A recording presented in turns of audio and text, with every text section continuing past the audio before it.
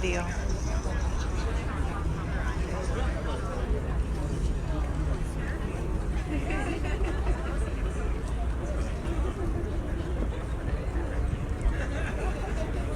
Facebook Live. Morning. Morning. Oh, you've got more energy than that. Good morning. Morning. It is an honor to stand here with Chairman Bean this morning on this bridge for this momentous occasion. Slafel. Slafel. Siya Deisha. Siya Chala. Team Stokes Kitchta.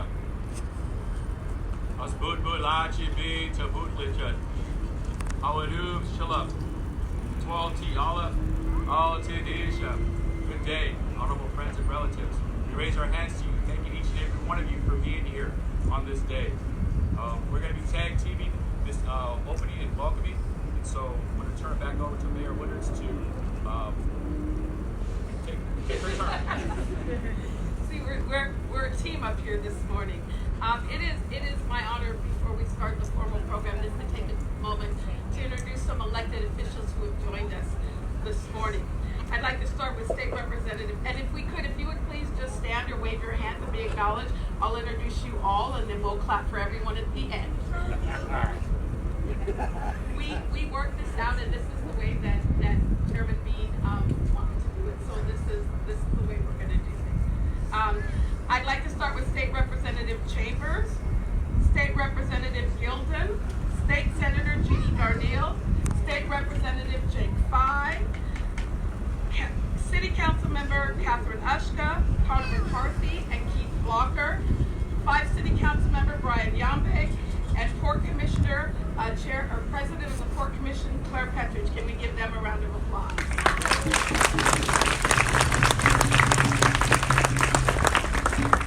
I would like to take this opportunity to acknowledge, our ancestors, and thank our ancestors for making this time, this day possible. I would also like to acknowledge our elders here in the audience. We have many elders here in the front. Our tribal council.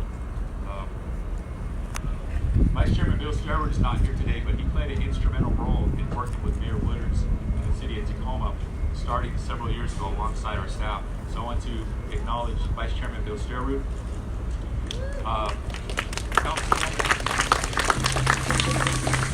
Councilwoman Sylvia Miller, Councilman Tim Raynon, Councilwoman Anna Bean, Councilwoman James Rideout, Councilman, my apologies, Councilman, and Councilwoman Annette Bryan.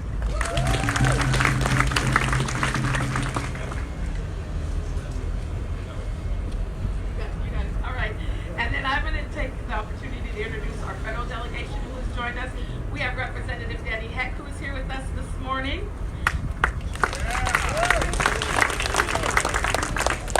And then we have Christine Nunn on behalf of Senator Patty Murray and Rose McLeod from Senator Maria Campbell's office. Can we give them all a round of applause?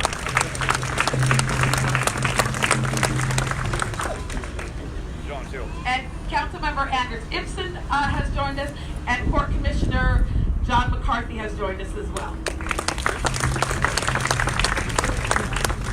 So now I'd like to take this opportunity to invite up our tribal elder, Connie McLeod, to offer an opening prayer, followed by a song and a presentation. Join me in welcoming Connie McLeod.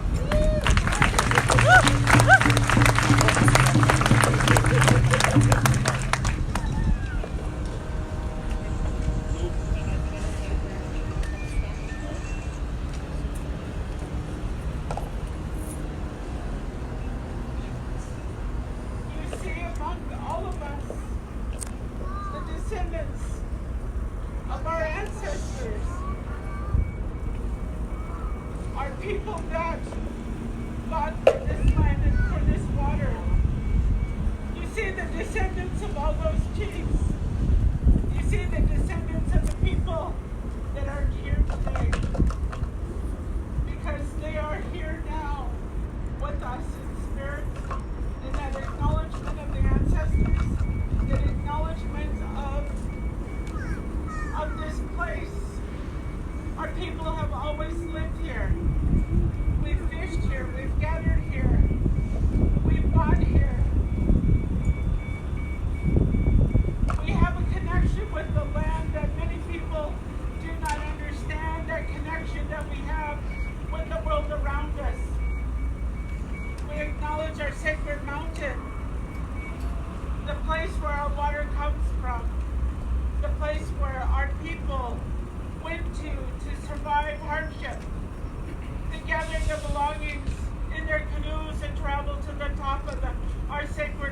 mountain, and there they survived until the waters began to recede. And today we're here along our water because this is a place that our ancestors know. This is a place that our children know is our home. And we can be anywhere here, and this is still our home. We don't have those boundaries that say, well, my family is here and I'm here, and we have divisions. This is our home. This is our place. This is where we're from. And we have that connection. Every time we wake up in the morning and we acknowledge our sacred mountain and our water and all the gifts that the Creator has given to us. So this morning, we pray something kind, grandmother and grandfather. We thank you for this blessing. We thank you for this opportunity today to again stand here in our home, on our land, and on our water, giving thanks for the things this Creator has given to us, giving thanks to all of our people that have been here along these waters to fish, to hunt, to gather. Our people lived here. They built their homes on our tidelands. They fished. They hunted ducks. They gathered clams right here in what would have been our wetlands. Their homes are still here. Their presence is still here. Today we celebrate an opportunity to share with our children and those yet to be born the history, the hardship, the heartache. But today to say we come here to share with one another, to be able to share and give thanks for today, thanking you for the blessing that you've come together to be the medicine, to stand here together, to greet each other, to say hello, to acknowledge those that have come from many different places. So today we give thanks again to our water, to our sacred mountain,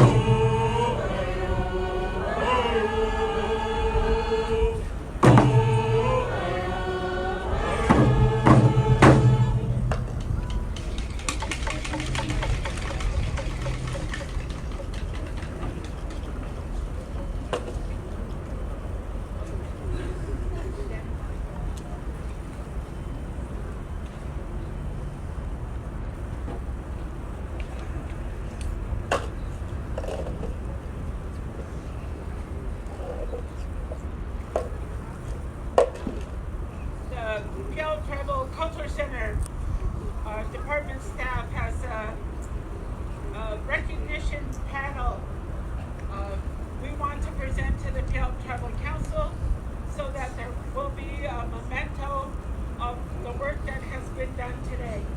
This is Daniel Leonard, and he is the person who's carved this beautiful panel.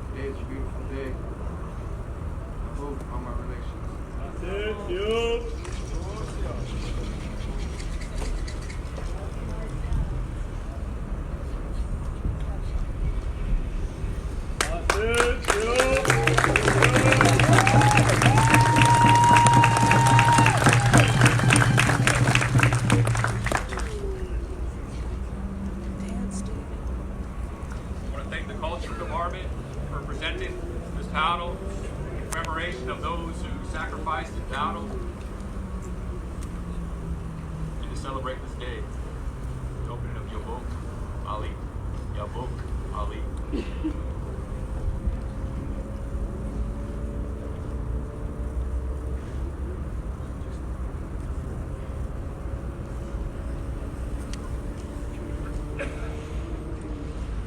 Thank you. I'm humbled to be standing here today, humbled and honored that while we cannot correct history, we have to acknowledge it.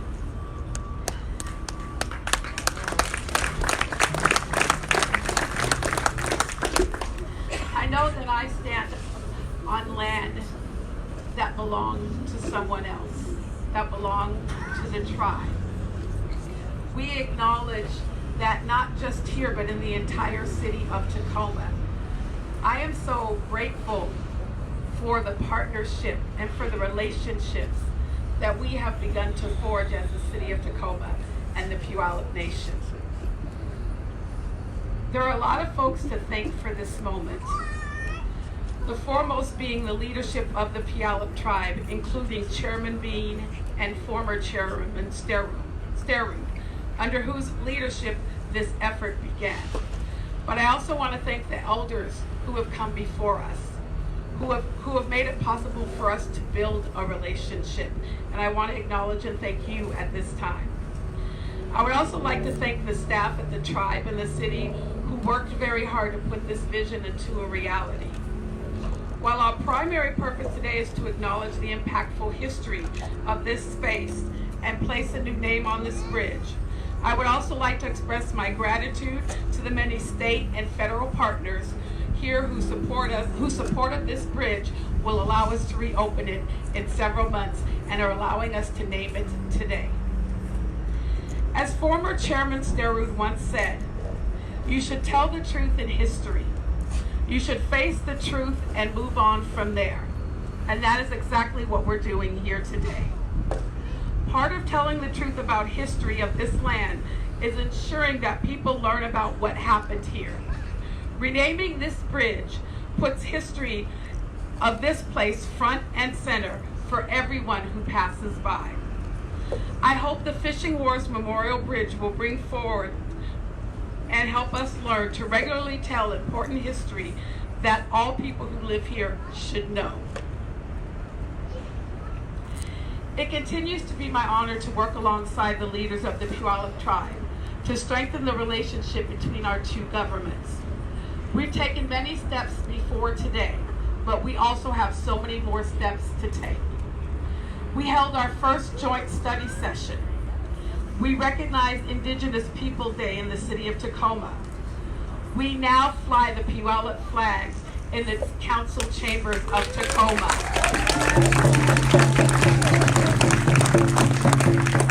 We've supported the tribal canoe journey, attended one another's pride events, and these are just a few examples. And I know this is just the beginning of the journey. There are many more steps for us to take together, and our partnership will continue in areas such as bringing Native American author Tommy Orange to town on September for Tacoma Reads. And I just learned as I got here today, that event has already sold out. We are also working together with our partners on the future of the tide flats by having tribal members sit beside us as we make decisions about what the tide flats will look like going forward in the future. We're continuing conversations of the implementation of I-940 for law enforcement training. And we're also working to plan the future of Pierce Transit and Sound Transit in our region, and so much more.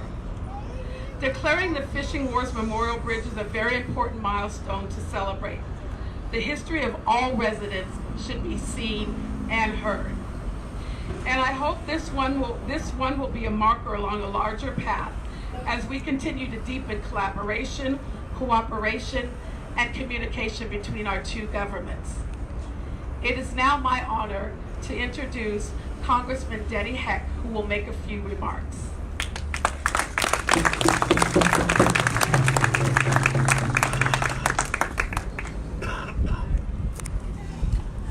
Mayor Woodard, Chairman Bean, Vice Chair Sterud. Good morning. I want to commend the Tacoma City Council for having the wisdom to name this the Fishing Wars Memorial Bridge. It is impossible for me to stand here on the Fishing Wars Memorial Bridge without talking about my friend Billy. For those of you who have ever visited my office in Washington, D.C., you'll note that one of my largest decorations is a huge poster of Billy on the wall, on which it says, "Tell Your Story Act." This was printed up when we were promoting the legislation that President Obama signed several years ago to rename the Nisqually Wildlife Refuge the Billy Frank Jr. Nisqually Wildlife Refuge. And of course we know that Billy and so many others were engaged in the fishing wars over a long period of time. Indeed, Billy was arrested himself 59 times for asserting his treaty right to fish in these waters. And he wasn't alone in that regard. And we called the legislation the Tell Your Story Act because of how Billy always counseled young and emerging Indian leaders, and I'm sure David among them many years ago, who would ask him, how is it that you walk the halls of the state legislature? How is it that you walk the halls of Congress and be so effective? What is it that you do? What is your secret? And he would always simply say, tell your story. And that's what this bridge is. It helps us tell the story of the fishing wars that went on for 120 years before a day in court was granted. 120 years before Judge Bolt sat in that courtroom and took this case up and rendered that historic decision. And it took decades after to fully implement it, as a matter of fact.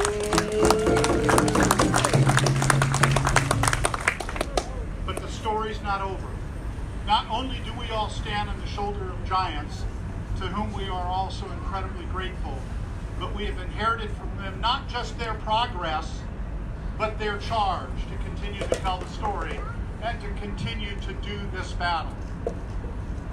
When I went to the unveiling of Billy's tombstone, I was a little bit taken aback when they pulled the blanket aside and revealed what it is that he had asked to be written upon it. I was shocked by it. It startled my conscience. The words were very straightforward and simple. We're running out of time.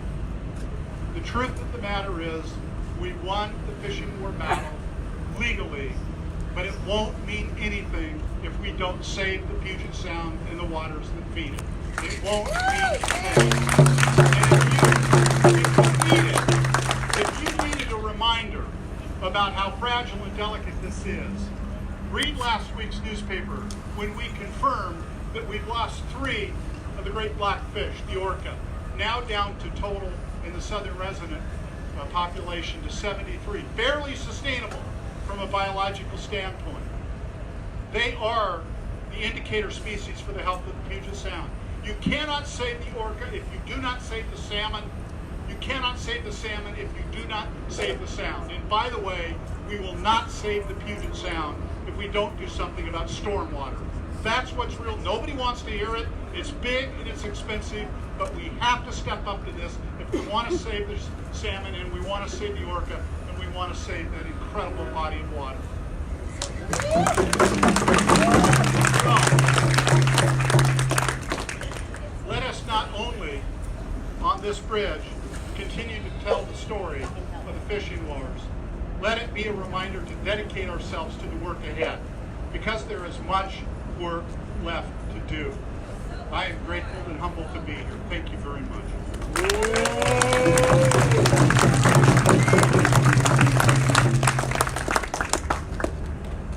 And now it is my honor to turn over the program to Chairman David B.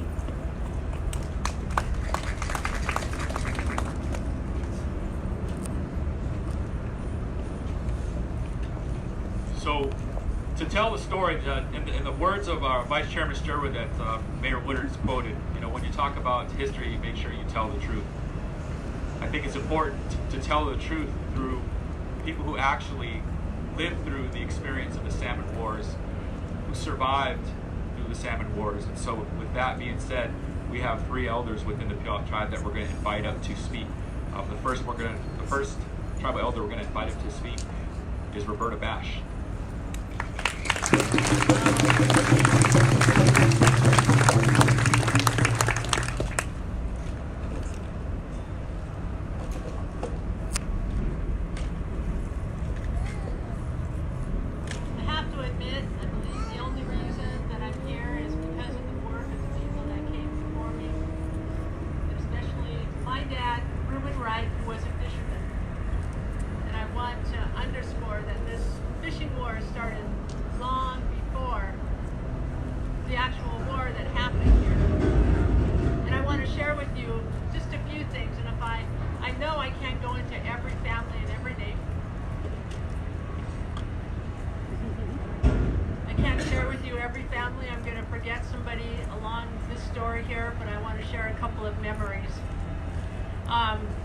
For those of you who don't know, my dad is Big Roo, and I come from the Wright family.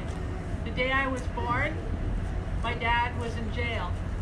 He spent 10 years of his life in jail throughout my lifetime because he was an ordinary man, an ordinary fisherman. He had a lot of friends on that river. I remember we used to make sandwiches and bring it down to him when he was on the river. And in the nighttime, in the middle of the night, when it was raining, is when the salmon ran really well. And we'd go down and deliver the salmon, and we'd see his flashlight waving, and he'd yell up and he'd say, "I have high boat! I have high boat!" And that meant that we could eat during the dry days, and we were happy then. He had really good friends. Don McLeod, he used to call him Comrade. And I used to like to watch them because they used to tease each other. And Don used to call my dad Comrade as well. R.G. Williams, Sr., Dutch Dillon. There were many, many people back then. I remember we used to help them clean the fish in our backyard. Just all spread out, and we'd prepare it for the winter. We always took care of the elders, and we'd load up the salmon and we'd bring it to the baker's sister and make our way around the whole reservation on Sundays just delivering salmon, not for pay. Nobody asked for money back then. We took care of our elders and we fed them without having any food ourselves sometimes. But when we had the salmon, we would share it all the time. That's what we did. And I know that's what we do now. And I appreciate that, the young men now that remember our histories and the way we conducted ourselves back then. There are times that he ended up in jail. And when the fishing war started, there was a lot of things that happened. I remember one time underneath this bridge down at the trestle we were crossing. In the middle of the night we were going to check cousin Paul Matheson, David Matheson, my brother Reuben, many of us went across that trestle. In the nighttime, pitch black. On the other side, suddenly, the lights came on, hundreds of them. State police, vigilantes, guns pointing right at us, and we had nothing. And I was a young person then, just a little kid. There was many people arrested that night. My cousin Paul was beat up, he was hurt, he had to spend some time in the hospital.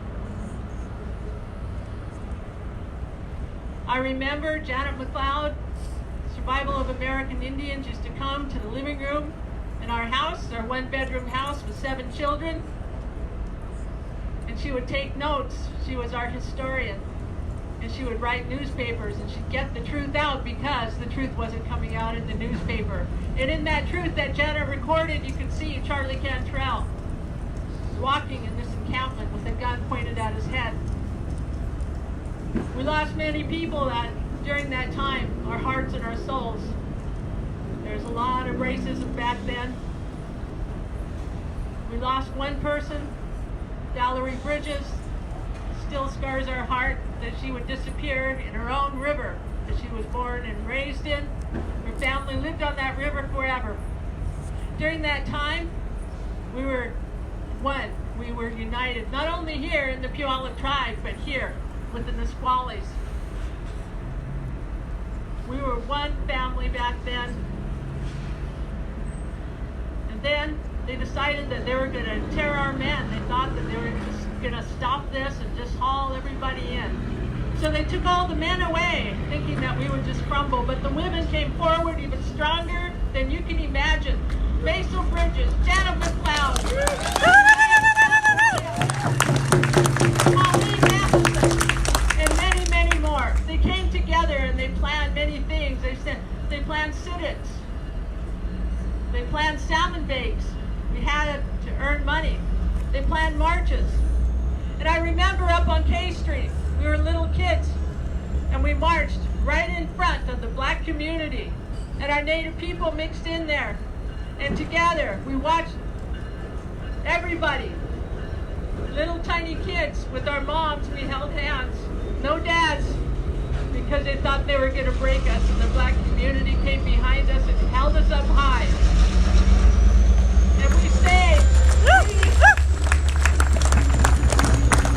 Together we sang "We Shall Overcome," marching down that road that day, and we really tried hard to overcome.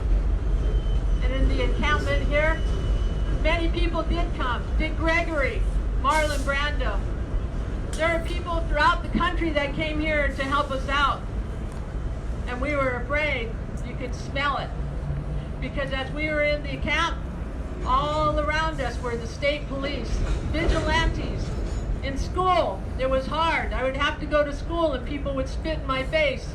I remember my cousin David Matheson, who saved me one day as I was being tormented in school, and he just came up, who was a football player, much bigger than the guy who decided to pick on me that day, and said, "You leave her alone." And they left me alone from that day on. They wouldn't bother me anymore. In the streets of Puyallup, I was spit on and I was kicked in the shins. It was hard. It was hard for me. They called my brother Reuben, who is now passed, a farmer boy, because we didn't have good clothes. In the winter time, when we didn't have anything and they took away our men, we ate from the saved salmon, the plants in our backyard. People would come and bring us food. It was not easy. It was not easy standing up to the torment, to the racism. It was not easy to answer the questions and go to school to study. Nobody in our family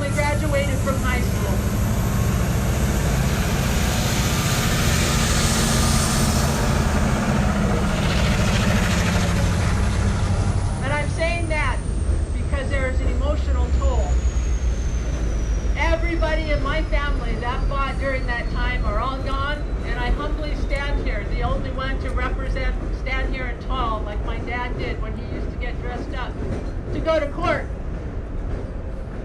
Even Judge Bolt had some things that happened to him when it finally happened to go to court.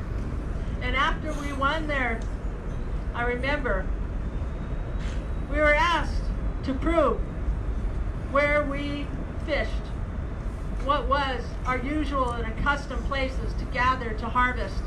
And my dad would sit there and tell us all the stories. This is where your grandfather did this. Your grandmother used to do this, down around that bend. And we used to plant that in our heads.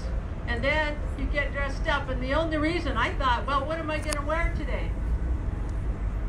But I remember our dads and our moms going to court, and they put on their finest garb. And they'd walk in there big and proud. I remember seeing Bob, Tyga, and Suzanne. Everybody was dressed proud. And if I could say one thing is we did not do this alone. We called out for prayers. Black community held us up. People came from all over. We had young people here that became senators of the United States. Elizabeth First and other people who became lawyers like John Platt. Many, many people were inspired because of the work they did while helping us out here. And there's no reason for anybody to be left behind. We did overcome that day. We came very, very strong. And because of our leaders, up to this time, we're still strong.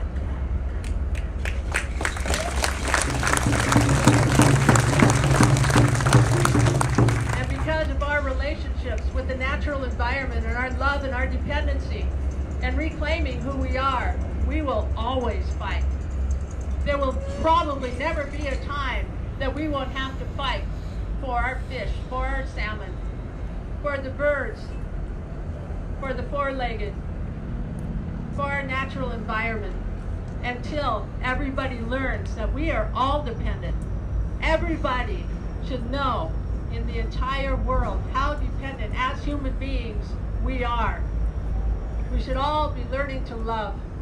We should all be fighting, not against each other, but for our natural environment, for each other, and love each other. And that's what I want to take forward into my world and our world as Puyallup tribal members. We learned a lot, and there's a lot more to learn, and I'm going to pass it on now because there's so many great stories to tell, and I'm just honored that I only have this tiny bit of time and opportunity. I'm honored that I was able to share for my family who are not here today. For everybody, all the faces I remember. Most of the people that I mentioned here, they're all gone, but I want to thank them anyway because I see them. I look down there and this is a good day, and I want to honor all of them that I've passed on. I love you, I always will, and I will never forget you.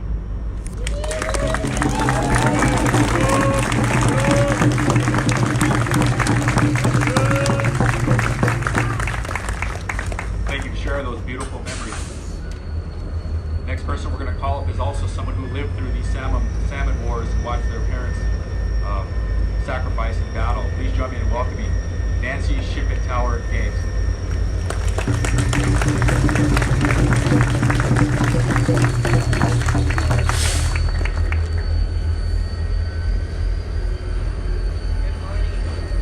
Good morning. Can you hear me?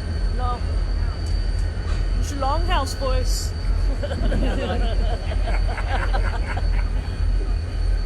I'm not sure. Can you hear me? Yeah. I'd like to thank Roberta. That's the first time I heard her tell her story.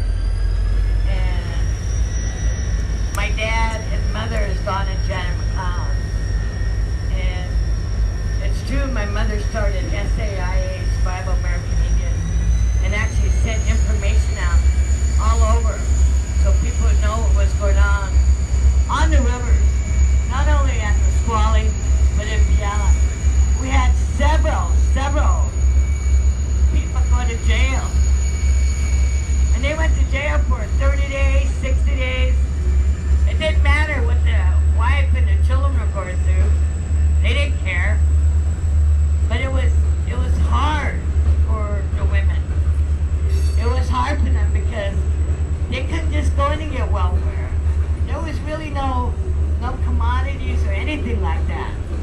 And so they were lucky that people would come and give them things. They would give them food. They would help them through that hard time. Sometimes our mothers went fishing and they got arrested. My mother and Edith McCann went to jail, Thurston County. So there's a lot of stories that aren't told. That this renaming of this bridge is one of the, I guess, opening the doors of acknowledging who the real people are. What happened, and that we will always be here.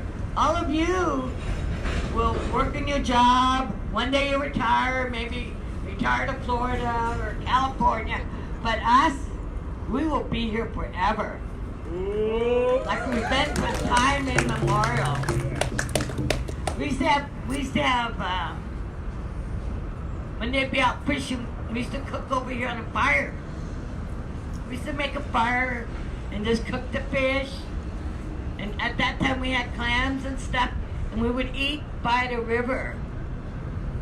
And we would do that in the squally. And we grew up with the racism, the bad racism. Our teachers are sporties. I mean, they're the ones trying to kick us off the river too. Rosalina's big thing when he was the governor was, this is going to be a sportsman paradise for fishing and hunting and crabbing and taking the clams and everything. Well, they did a good job of it. Well, who's going to clean up the mess? Who's going to clean all this up? The orcas are dying. Does that symbolize anything? Our parents died at a young age. They should be alive today. They should be in their late 80s, early 90s, but they died from stress. They had heart problems. They got cancer. And they died at young ages, in their 50s,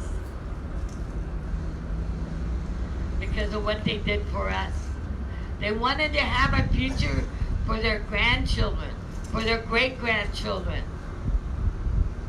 But now our tribe's down to, we can't fish this year. There's no salmon. Alaska does a good harvest. Canada does a good harvest. But our tribes, we're missing out. The state makes sure they go in there and do their little sporty fishermen, but the tribes, we still miss out. Who's putting all the fish hatcheries up? Who's doing all the fish? We are. All the tribes are doing that.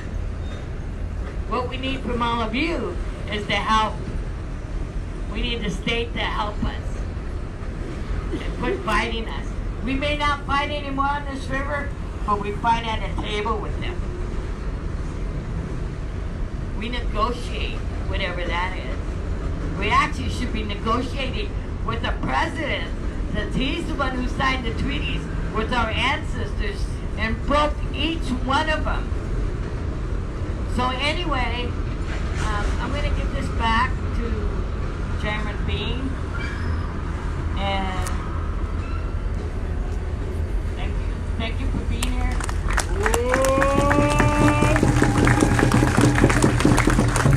I'm just going to say one thing my Uncle Billy would say. It's about goddamn time!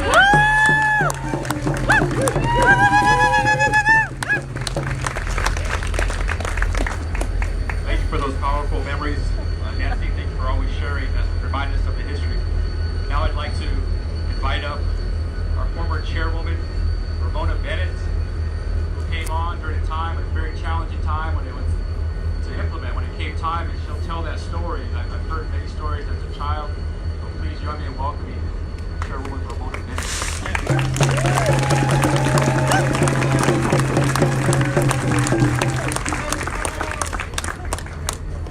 She said she came back when we weren't even a tribe, and she tells a story about how folks thought that the Puyallup Tribe was terminated. I'm going to leave it to Ramona to continue that story. So thank you for always reminding us. Can you hear me? No? I'll try to talk loud now. Roberta, thank you. You told more than anybody has ever told. And I'm always after Nancy saying, you guys really need together, all of you SAIA kids, need to get together and do the real book.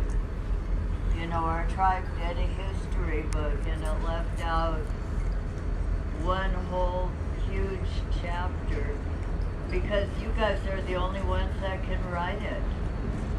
They didn't ask us, Ramona. They didn't ask us nothing about the book. They didn't ask me either. Oh well. Well, a lot of what these girls were talking about, and remember I'm 80, so they are girls, what these girls talked about, I missed completely.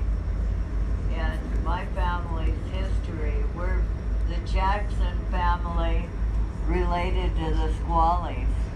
And our family was slaughtered. And my mother and her sister and brother were dragged off to boarding school, and nobody ever came back. There was nothing to come back to. The titles to the property had been stolen. The relatives had been murdered. There was nothing to come back to. And I drove my mother to a general meeting in the basement of the Presbyterian Church, and I found myself a member and on the council within 5 minutes, and that was in 1968. And what I had been taught and told is that every single river has a family of Indians put there to protect the brothers and sisters, the nations of salmon. And that was our job. And so, to me, the fishing rights struggle was to establish our right to harvest, so we had a right to protect. And we did, Bob Tacoma and I set up the first fishing camp, which was over at Brando's Landing. Within 10 minutes of us building a little bonfire, we had 2 fire engines, cops on cycles, patrol cars, and a fire engine. That's how jumpy everybody was about Indians. And so we discovered that the place right there under the Green Bridge had clearer title. It was part of the agency tract that the Bureau had, and that's how the hospital had been located on that agency tract. And so that's where we set up our camp. Now we were in that camp for 6 weeks. Pauline Matheson brought the first gun into the camp. It became an armed camp. And we were there to protect our fishermen. And see, we owe Tacoma a lot. On every river, the fishermen were harassed, arrested, beat, fined. On every single river, every single family suffered the same abuse and persecution we did. But they were out there where you couldn't see them.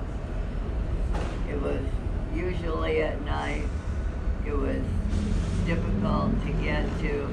The media never picked up on it. And so here we were, right in front of God and everyone, with this armed Indian fishing camp, and the state never did a thing about it.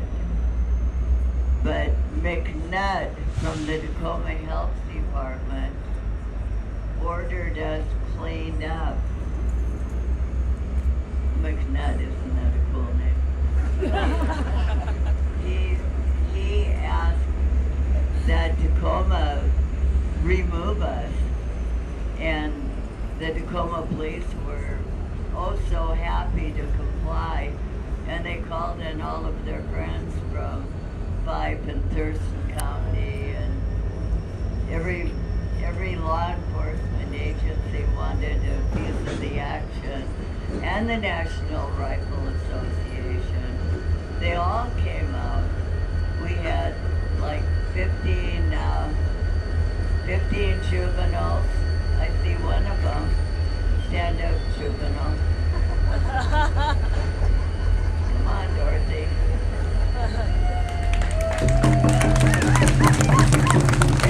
Is there anybody else here that was actually in the Puyallup camp?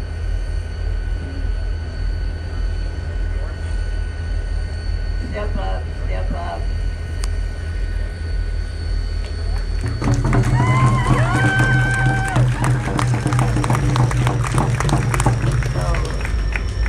So anyway, they came in 550 of them, and on that green bridge, they were all lined up, and I swear to God, if you looked up at it, it looked like a porcupine, because there were rifles every couple of feet, the whole length of the bridge, and there we were, maybe 45 adults, and our kids, minding our own Indian business, and they came down on us hard, and the media was here. Puyallup is so centrally located, so visible. People in Connecticut and Japan were watching their televisions thinking they were watching John Wayne Theater. And here it was us being dragged and plugged and gassed. And there was an outcry. And as a result of that outcry, there was a U.S. versus Washington, and eventually a bold decision. But if it wasn't for the city of Tacoma having absolutely no respect and no restraint and no fear of being sued, we'd still be down there in that camp. Because the state wasn't going to do anything about it. They're smart. They only attack when nobody's looking. So I was facing 35 years in prison for Marsh Matheson said, see, I yelled, "You have no jurisdiction here, you're trespassing." And Marsh said, "There's no law against hurting their feelings." So they had to charge you with assault and riot and whatever. Arson. Oh, the list goes on. But anyway, as I said, you know, there's a book that needs to be written and a movie that needs to be made. Yes. And I hope the SAIA families will get that together. I can only speak for where I was and what I did, and it was all about, in my mind, the right to protect the salmon which is what we're here for. And we are so not done. We are so not done. These water warriors stand together and stand strong. This PSC LNG is not ever, ever going to work. That's never going to happen. Our salmon are just on a thin thread. Everything that this government can let happen to them is happening. And having the water heated poison right in the estuary, we're not going to tolerate that. So we're still here. And like you girls said, we ain't going anywhere. It's our job.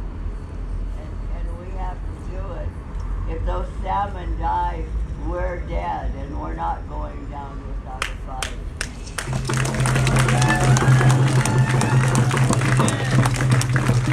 That's all I have to say about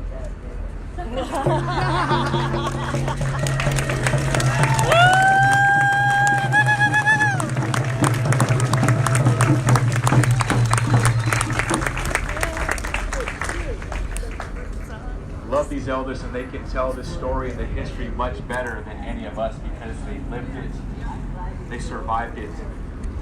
Now, in the spirit of teamwork, I'm going to turn it back over to Mayor Woodard. Thank you, Chairman Dean, and I believe Vice Chairman Sterud is going to join us. Come and join us. Vice Chairman. We are here today because he started this relationship with us to make this happen. I just want to say thank you. Thank you to the elders who came and spoke, who reminded us and who educated us about what has happened and what we cannot allow to happen again. I want to thank those who've gone before us. And for all of you who are here today, we have much work to do, but to do together. One of the elders spoke about love, and that we should all move forward with love. And I want you to know that we want to work in partnership together, just as we have on this bridge. There is so much more that we can do together in love, because we all want the best for this entire community. So thank you all so much for being here today. And now I'd like to turn it over to Chairman Sterud. Thank you so much.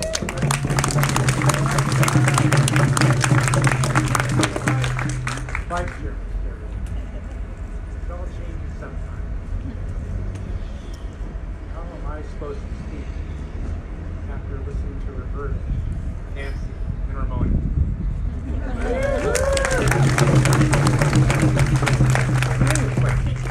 They told a great story. There's many great stories. You know, just listening to, I was 12 years old when I came down here with my cousin Charlie Cantrell. He had a net over the back of the penny sack. What are we doing? We're going fishing. 11:30. We walked the pipe, came up, set a net from the railroad bridge. I held on to it, fixing it. That net went through and we caught some fish. What's wrong with this picture? But you have to go in.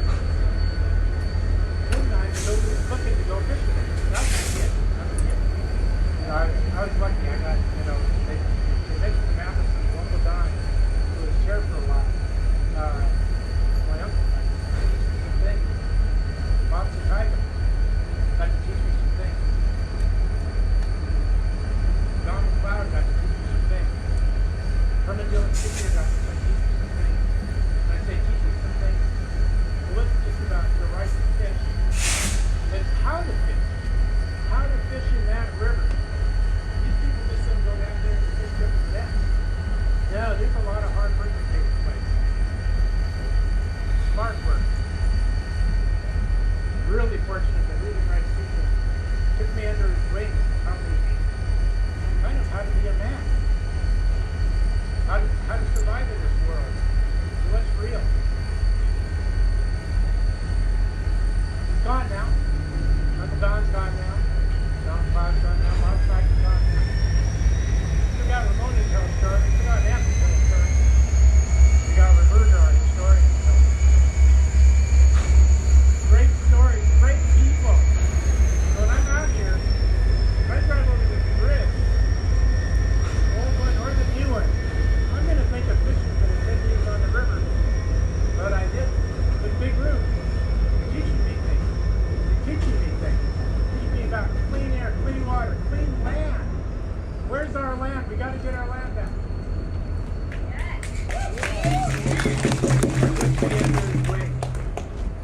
Great story I got to talk about Big Root.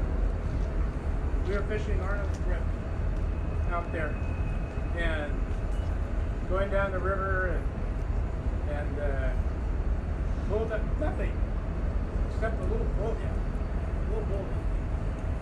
And he said, "Oh, we're going to do well today." That's my manus.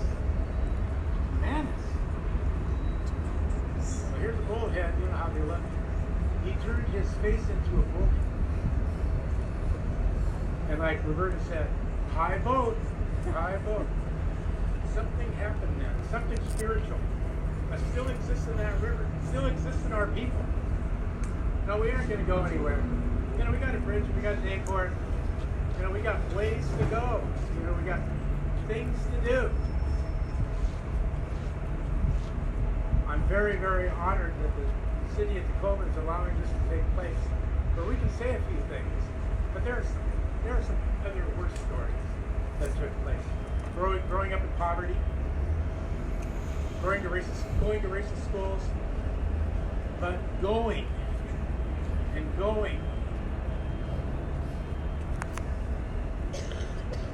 When I stand before you, I think of Vernon Cross. I think of Herman Dillon Sr.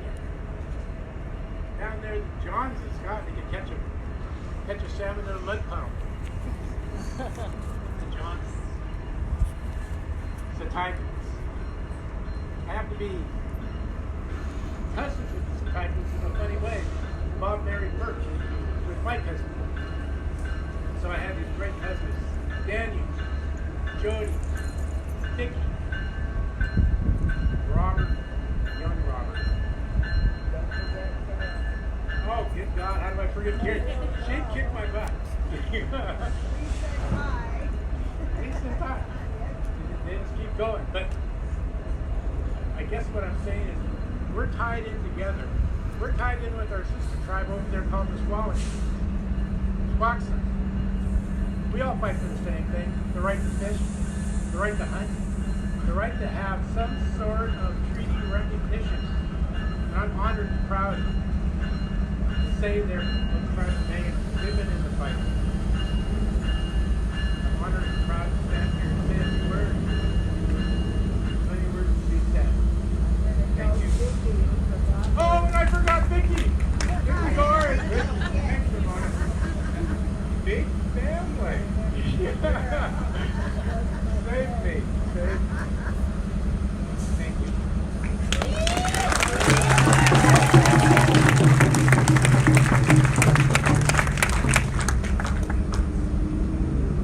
Wow. Like Bill said, how do you follow those words? There's so many amazing stories. You know, I get the amazing opportunity to follow the footsteps of some amazing ancestors and our amazing elders who fought simply for the ability to survive, to put food on the table, to feed their families, to fish, as our elders have done since the beginning of time. These things were promised to us when we signed the treaty in 1854. They were promised, they were put in writing, but they were not followed.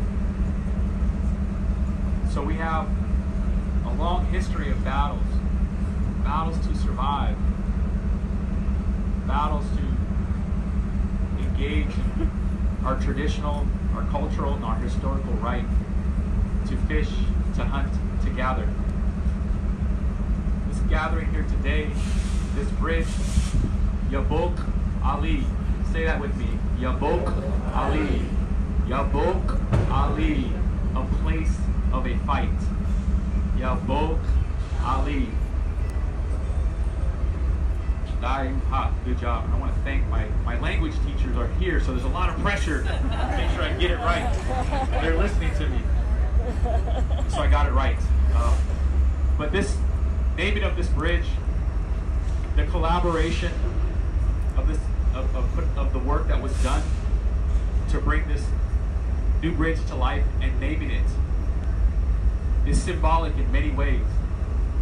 This bridge, it's bridging the past with the present and the future. It's symbolic of bridging and building a strong working relationship with our neighbors, the city of Tacoma, the city of Fife, Pierce County, the state of Washington, and the federal government. You've heard the stories, and there are many more stories of battles and sacrifice and abuse that our people have suffered. We always have to be mindful of our past, of our history. We have to be mindful of it as we move forward so that we do not repeat that history. Naming this bridge is symbolic of the revitalization of our language, Koshunti. Again, our teachers are here, our students are here, our elders are here. This is symbolic of the city of Tacoma respecting our culture and recognizing that we have work to do. As we move forward together, we have work to do as we grow our communities and move our communities forward. So I want to thank Mayor Woodard, your colleagues at the City Council for reaching out to the tribe and engaging with the Puyallup Tribe and recognizing that we have a past that we cannot change. We recognize that it's a colorful past. We recognize that we are only in control of today forward. So we thank you and your colleagues for honoring and respecting the Puyallup Tribe enough to come and work with us and ask for guidance in a good way, in a respectful way. And we look forward to working with the city of Tacoma, not just on the naming of this bridge, but renaming future projects and honoring our language, our culture, honoring tribal sovereignty. I want to thank Congressman Heck for acknowledging our ancestor, Billy Frank. We raise our hands to you for your good work and carrying on his legacy. I want to thank everyone who mentioned former Chairman Sterud. There are so many of our past leaders who have done such amazing work. And what I've been in such awe of in listening to the words of Ramona Bennett, we had nothing. Our ancestors and elders, they did so much more with so much less resources. And us young ones here today who were not born or babies, we have benefited from those sacrifices, from those battles, from those efforts. It's a rich tradition of taking care of future generations. Our ancestors who signed those treaties, our ancestors who fought to fish on those rivers, our ancestors who were beaten, who were arrested, they did so to take care of their families. They did so to take care of future generations. Yes, we have to be mindful of that. So we have to be mindful of those efforts, those sacrifices, that legacy of hard work, that legacy of taking care of future generations. How do we honor them? How do we thank them? How do we repay them? We do so by carrying on their legacy of protecting Mother Earth, protecting our waters, protecting our salmon, protecting the habitat, and opposing the liquid natural gas plants. And making sure that Tacoma does not smell like one big fart, in the words of Ramona Bennett. So, I grew up fishing in the bay, again, as the result of the efforts and battles. I have relatives who fished on the river. I was reminded by one of my brothers here, Frankie Earl, and he shared a message with me, and I don't want to mess it up by repeating it. I would rather him just say it in his own words. Good morning, today.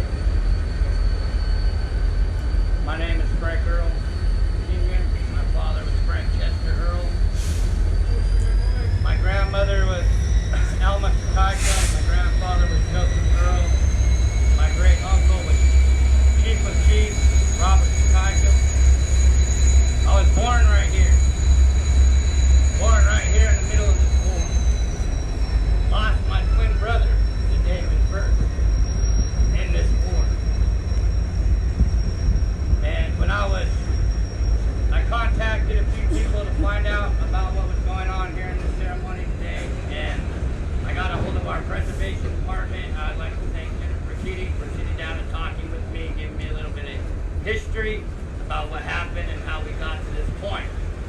But my point being, when I was talking with council, is why isn't this bridge named the Puyallup Nation Fishing Wars Memorial Bridge instead of just the Fishing War, because that's so vague. That could be anybody. Yabuk'ŵali, Squatson, Puyallup, Muckleshoot. This war happened right here, under your feet, on this ground. We took this bridge. We occupied it. Gave our people cover while they were working, while they were fishing, while they were cooking, while they were feeding. My Aunt Linda drank away from down here in '69 by her hair. My dad ran off in handcuffs, locked up in jail. My mother running around looking for me, his eyes being passed along to safety.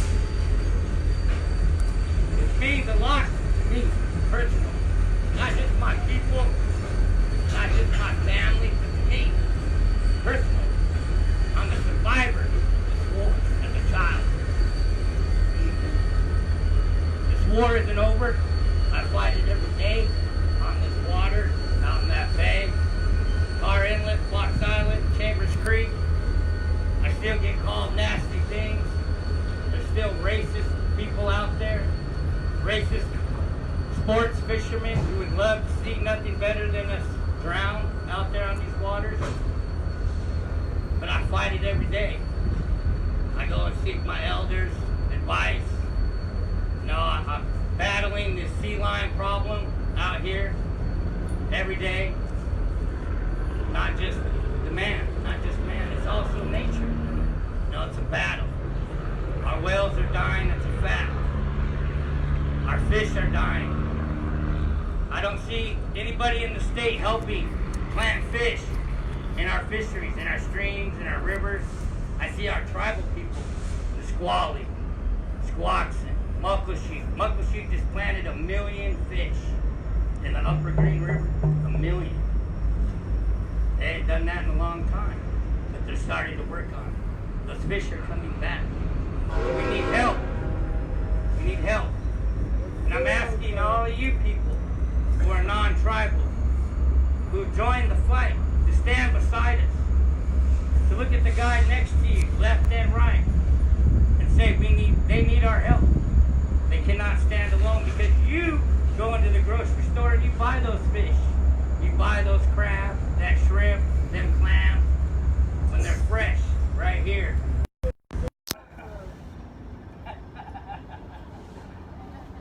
But again, I would like to thank all the city officials, the congressmen, the mayor, our preservation department for making this all happen. And again, like I said, this should be named the Puyallup Nation Fishing Wars Memorial Bridge. Thank you.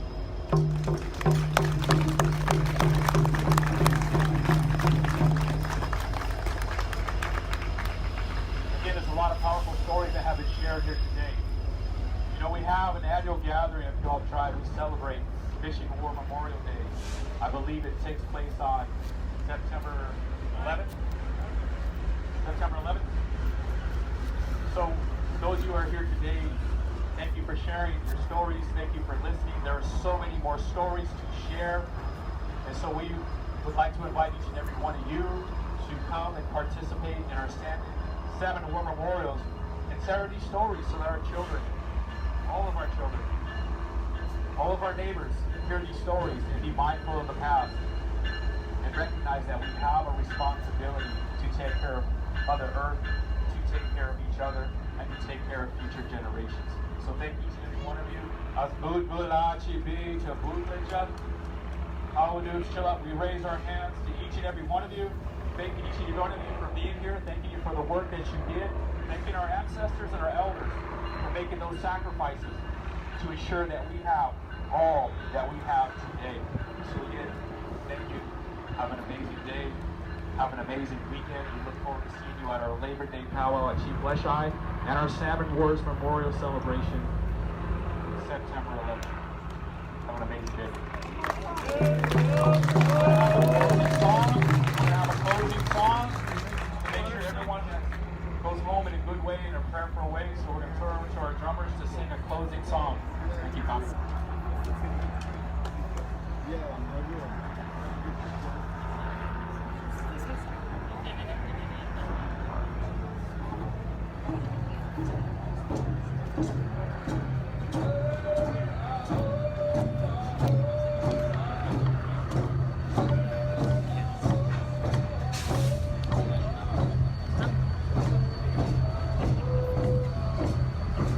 Oh, yeah, I'm just kidding.